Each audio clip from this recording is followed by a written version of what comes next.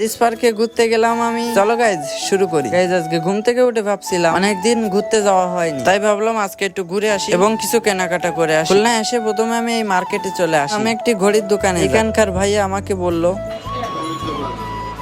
তারপর আমি তাকে বললাম আমি ছবি তুলবো না, আমি একটু ভিডিও করবো। সে ভিডিও করতে দিল। এই ঘড়িটা কিনেছি, এটা কেমন হয়েছে কমেন্টে বলো। ঘড়ি কিনে চলে আসি এই দোকানে এবং এই দোকান থেকে কিনে একটি ওজন মাপা মেশিন। আবার ওজন মাপা মেশিন কিনে চলে আসি হাদিস পার্কে। হাদিস পার্ক দেখতে অনেক সুন্দর। এখানে আসলে সিঙ্গেলদের বাদে আর সবাইকে দেখতে পাবো। এই আমাকে ভিডিও করছে, একটু স্টাইল দিয়ে নি।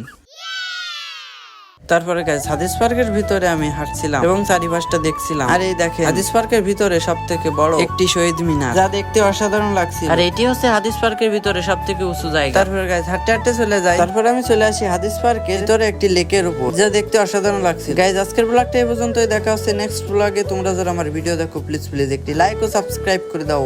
বাই।